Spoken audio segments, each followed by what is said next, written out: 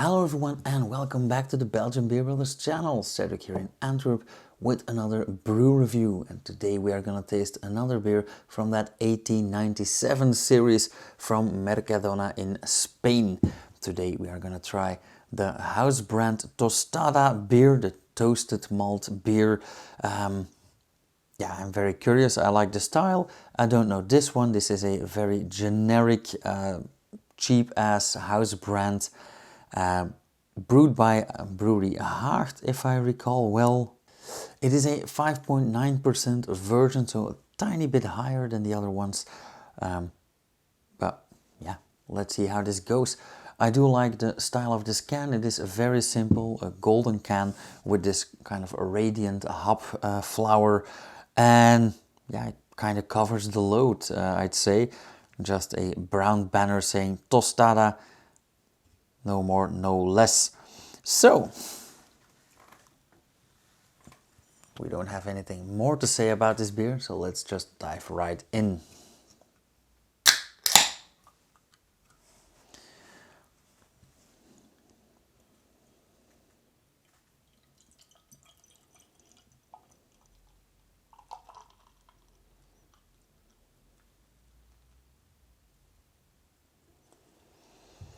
Okay. Now, I had to work for it, but I do get a decent head of foam. Very nice. Beautiful color. This is like an amberish gold, like a copper gold color. Large bubbles, so they will dissipate quite quickly probably. But a lovely, yeah, copper gold, very clear beer, very filtered beer probably. Nothing wrong with that, of course. Some off-white leaning towards beige foam with this slightly orangey tint, which also I do like. So far so good. It is beautiful. When it comes to fragrance, I must say that it is quite, yeah, typical for the style. Malty, slightly sweet, a tiny bit bitter or hoppy maybe. A bit of carbon dioxide in there. Also not very present at all, the fragrance. But I must admit that this beer is quite cold, so probably the aromas will free up in a few minutes when it warms up a bit.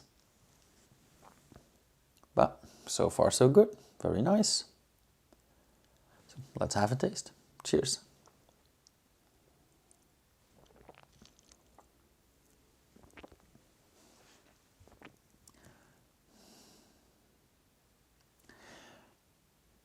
At first glance, the taste kind of resembles the scent or the fragrance. And by that I mean it is quite thin. It's not super present. It is very refreshing.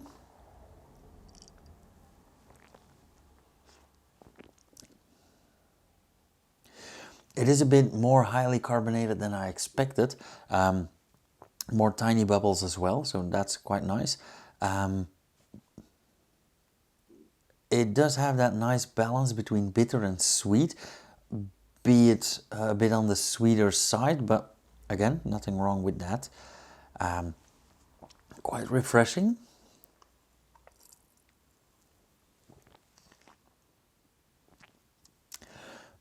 And even though this is closing in on 6% ABV, this does drink like an average Pilsner beer, like an average lager. This actually tastes a bit like when you would make an Estrella or a Stella Artois or like any decent lager or Pilsner beers. Slightly hopped and with a bit more like caramel malts, a bit more colored malts. So it is a slightly sweeter version without losing the bitterness. Of course, we do have a lot of sweet Pilsner beers and lagers, but I do mean that this is rather balanced for a very cheap generic beer. I am pleasantly surprised. The aromas are freeing up right now. but still quite malty, quite a bit caramelly, a bit hoppy.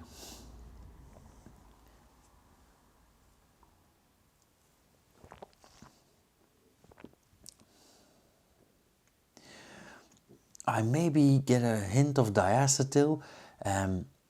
Diacetyl is a, let's say, a chemical compound that is produced by the yeast, and normally the yeast itself breaks it down afterwards while lagering.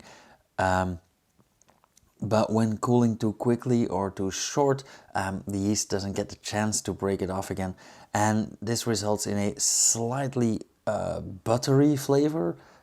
Think about Harry Potter's butter beer.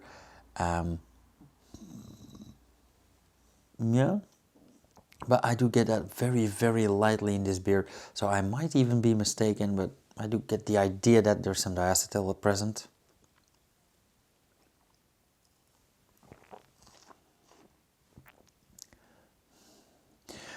Even though this is a quite thin beer, and by that I mean a watery mouthfeel, it's still quite full because of the amount of carbon dioxide in there, so that's certainly a plus.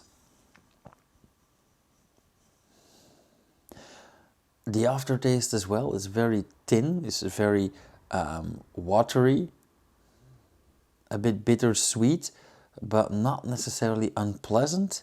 So, yeah. I actually think drinking it at this temperature, quite cold, well, quite chilled actually,